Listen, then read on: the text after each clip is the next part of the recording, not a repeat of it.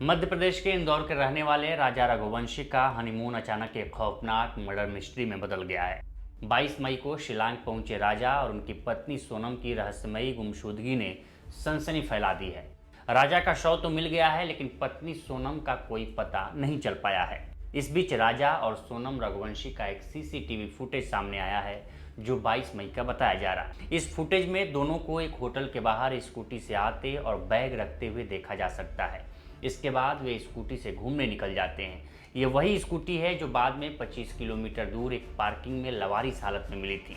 Video में सोनम ने सफ़ेद शर्ट पहने दिख रही है, जो बाद में राजा के शव के पास बरामद कपड़ों से मेल खाती है। राजा की मां ने आखिरी बार 23 मई को दोपहर 1:30 बजे के आसपास सोनम से मोबाइल पर बात की थी। इस कॉल में सोनम ने बताया था कि वे लोग किसी जंगल में घूमने आए हैं, जहां एक झरना भी है। इसके आधे घंटे बाद यानी 2 बजे सोनम का फोन बंद हो गया और फिर कभी ऑन नहीं हुआ। हाँ मैं राजा का फोन चालू नहीं हुआ अभी नहीं हुआ, बस हम चढ़ाई कर रहे हैं। है? हम ऊपर चढ़ गए फिर फोन लगाते हैं। और आज तो उपास होगा फिर। मेरा तो उपास है ना, मेरे को 2-3 बार बोल दिया। हाँ। मैं घूमने के चक्कर में अपनी ग्यारस थोड़ी तोड़ूंगी। वही तो तेरी मैं अभी खरियार बना रही तो मेरे को एकदम से याद आ गई, मैंने कहा आज तो मेरे बहू का उपास वापस। हाँ, खिचड़ी बना मम्मी रही का हूँ। सुबह फोन आ गया था हम्म। कि उपास है, तो मैंने हाउ हाँ तो कहीं दूध लस्सी जो भी मिल रहा हो उपास का सामान वो खा लो। अब पहले ऊपर तो चढ़े, जंगल में है, यहाँ से आज कुछ मिलेगा। बाप रे। मैंने हाँ। कही थी कुछ ड्राई फ्रूट रख के ले जाओ, तो बोले हाँ क्या करेंगे हम, दो तो है, ये जंगल है, पता है, घोर जंगल है, एकदम खड़ी चढ़ाई है। चढ़ना मतलब उतरना भी खड़ा ही है और चढ़ना भी खड़ा ही है। तो वहाँ ऊपर देखने के लिए क्या गए? वो अंदर है, वो पहाड़ के अंदर। मना करी थी मैंने तो सुनते नहीं है। हाँ अच्छा हाँ, तो चलो। वही तो कह रही वहाँ क्या देखने पहुँच गए तुम? ये नीचे से देख लेते। झरना देखने गए थे, हाँ बड़ा वाला। हाँ नीचे से हाँ, देख नहीं तो लेते। हालत खराब हो गई मेरी तो चढ़ के। मैंने कहा कुछ नहीं हुआ। वही तो कह रही है अब मैं। तो खाना भी ढंग का नहीं है। हाँ, कॉफी बुलवाई हाँ, तो आधा मग्गा दूध होगा हाँ। और उसमें है ना 2 गिलास पानी में बाप रे। और कॉफी डाल के दे दी। मैंने बोला घर से रख के ले जाओ, रास्ता में ना कुछ भी अपनी जरूरत पड़ेगी, नहीं ले गए दोनों के लिए। ठीक है। हाँ ऐसा लगा कि पता नहीं क्या पी रहे, तो मैंने तो फेंक दी उसको तुरंत। वहाँ तो ऐसी और मिलती। खाने के नाम पे कुछ भी नहीं है वहाँ पे। हाँ नहीं मिल रही होगा, है ना? सांस फूल रही। हाँ हाँ, फूल रही तो लगाती हूँ ऊपर पहुँच के। हाँ कोई दिक्कत नहीं, लग गया ना फोन बस। इसके बाद 26 मई को राजा और सोनम के भाई शिलांग पहुंचे और ईस्ट सोहना पुलिस स्टेशन में गुमशुदगी की रिपोर्ट दर्ज करवाई। इसी दौरान उन्हें एक तस्वीर में स्कूटी का नंबर दिखा, जिससे पता चला कि वो स्कूटी एक टूरिस्ट रेंटल एजेंसी से ली गई थी। पूछताछ में पता चला कि स्कूटी 22 मई को राजा ने किराए पर ली थी। 23 मई की सुबह 6 बजे दोनों होटल से चेकआउट कर गए थे। इसके बाद उनका कोई पता नहीं चला।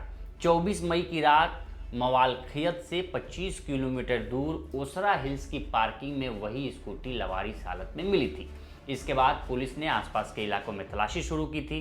28 मई को जंगल में 2 बैग मिले, जिनकी पहचान राजा और सोनम के भाई ने की थी। फिर 2 जून को विजाडोंग पार्किंग लॉट के नीचे एक खाई में राजा की लाश मिली थी। शव की पहचान दाहिने हाथ पर बने टैटू से हुई थी। शव के पास एक सफ़ेद लेडी शर्ट, एक पेंट्रा टैबलेट और एक मोबाइल स्क्रीन बरामद हुई थी। पोस्टमार्टम रिपोर्ट के बाद शिलांग पुलिस ने हत्या का मामला दर्ज कर लिया था।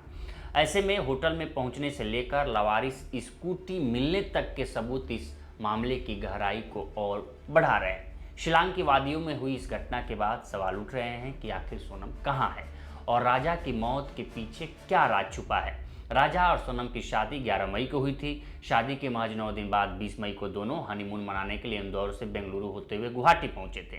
वहां कामाख्या देवी मंदिर के दर्शन के बाद 22 मई को वे शिलांग रवाना हुए। घर वालों के अनुसार दोनों का प्लान सिर्फ असम तक जाने का था, लेकिन वे अचानक शिलांग कैसे और क्यों पहुंचे, ये सवाल अब गहरा रहस्य बन गया है। वहीं पुलिस का कहना है कि कपल 22 मई को किराए के स्कूटर पर मावलखियात गांव पहुंचा और वहां से नोंगरियाट गांव में प्रसिद्ध लिविंग रूट ब्रिज देखने के लिए 3000 सीढ़ियां उतर कर गया। वे रात भर एक होम स्टे में रुके और 23 मई की सुबह वहां से निकले। इसके कुछ घंटों बाद वे लापता हो गए। 24 मई को उनका स्कूटर शिलांग सोहरा मार्ग पर एक कैफे के पास लवारिस हालत में मिला, जिसके बाद पुलिस ने स्थानीय ग्रामीणों की मदद से तलाशी शुरू की।